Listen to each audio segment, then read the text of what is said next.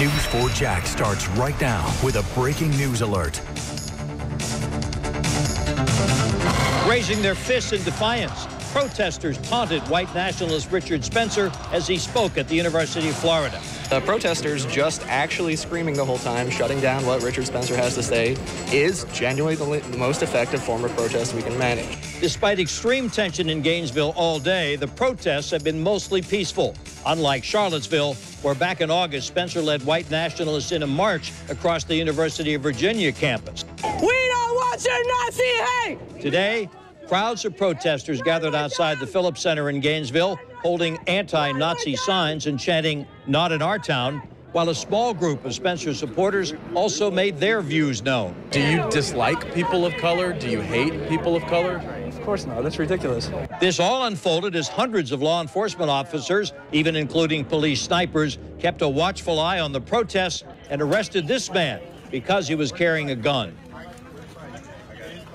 And breaking within the past 15 minutes, a shot was fired in Gainesville, but no one was hurt. It happened at the corner of Archer Road and 34th Street. That's about a mile from where Spencer finished speaking just about 2 hours ago. And we have a live look at the scene right now. You can see the police presence there, still in the area. Cars moving through, though. We have multiple crews in Gainesville right now, and Tarek is joining us first. Tarek. Yeah, Mary, that is the first time we're hearing about gunfire here surrounding the speech of Richard Spencer. Those shots fired at 34th and Archer, as you mentioned, not far from here. We're told police are looking for a white man inside of a silver Jeep. That's the latest off campus. Here on campus, it's relatively peaceful. White nationalist Richard Spencer left campus today blaming UF. He says that the school failed him because they were disruptive. Every time he would speak, the crowd would boo.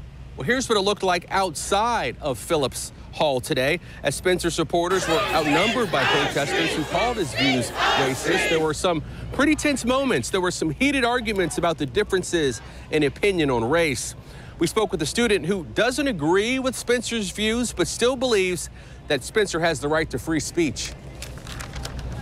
I actually do agree with Spencer's right to speak here because, I mean, there are First Amendment rights, and then he himself has not, I wouldn't say has been promoting the hate, but it's a lot of the counter-protesters, but his rhetoric is very hateful, but it's just like he's not promoting himself, so.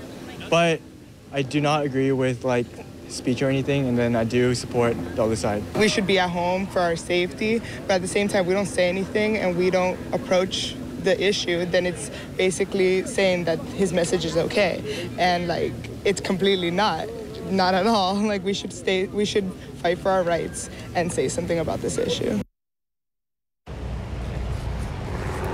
So what was it like inside of Phillips Hall as Spencer was speaking? And for more on how he was received, Channel 4's Vic Michelucci was there and joins us now live. Vic?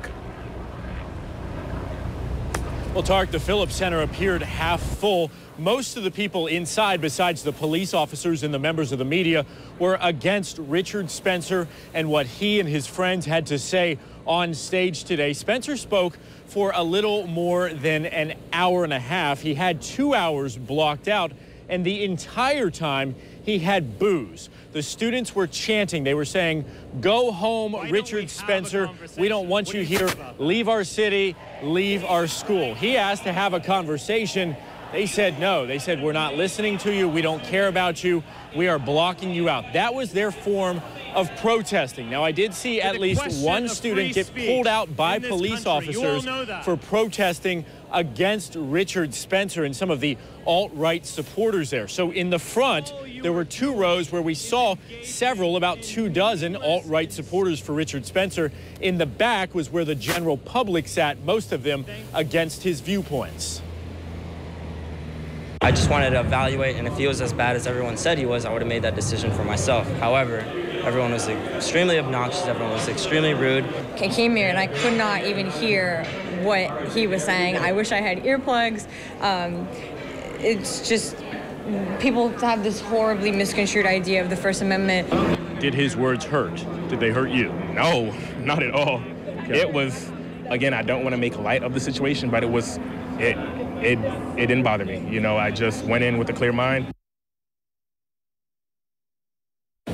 Now, to be fair, I tried my hardest to talk to people from all different viewpoints, but a lot of the Richard Spencer supporters that I spoke to said they did not want to be on camera, they did not want to be on the record, and they certainly didn't want their faces and names to be out there because they were concerned for their safety. We did see a few of them get some pushback as they left the Phillips Center. We walked out with them at the same time to a line of protesters, a line of people from a number of different groups protesting Richard Spencer and those that were there supporting him. We did see some punches get thrown. One guy had his face hit up pretty badly. He was escorted to a safe spot from police. We also saw a couple dozen state troopers have to get in, block the crowd, move people back because there was a confrontation between a Black Lives Matter supporter and a Richard Spencer supporter. We did not see any punches thrown in that one, but that's thanks to the heavy law enforcement presence here. A lot of these officers have been trying to be proactive, getting up in front of these situations and pulling people apart before anyone has the chance to get violent. Of course, we'll keep you posted, but for now, we're live at the University of Florida campus. I'm Vic Michelucci, Channel 4, the local station. Tark, back to you. All right, thank you so much, Vic. We do have some breaking news we just received from the Alachua County Sheriff's Office. News of a second arrest involved with this event. A 34-year-old has been arrested, according to the Alachua County Sheriff's Office, for resisting an officer with violence. That's the second arrest. The first arrest today was of a 28-year-old man who was carrying a gun. He was arrested for carrying a gun on school property. He tells investigators that he was security guard for the media, but he was still not supposed to have a gun. So at this point, what we can tell you is that there have been 2 arrests here on campus. As you heard in Vic's piece, there was quite a bit of violence here, not as much as Charlottesville, but still some violence. We want to toss it on over to Ethan Calloway for more on what he saw. Ethan? That's right, Tark, and that speech wrapped up just about 2 hours ago, a little less than 2 hours ago, and since that time we've seen several instances of violence break out right here on the streets here on campus. One of those was right in front of us, and it involved a crew from Fox News. That led to a fight between Spencer's supporters and protesters just feet away. Then minutes after that, we saw another fight break out in this crowd. Still earlier today, things were mostly peaceful. We did have a chance to speak with a Spencer supporter who explained some of his views. Take a listen. So what about violence toward non-white people? I mean, is this something you support? Do you support violence? Do you support an ethnic cleansing? If violence is necessary, yeah. I mean, because they want what we have, and we just want them to shut up and get on with life. You say they want what we have. What do you mean by that? Well, they want the same stats, and now they're getting raised up. They're being raised up. You know, they're being raised up. And now it's come to the point where they want to push us down. That's not right.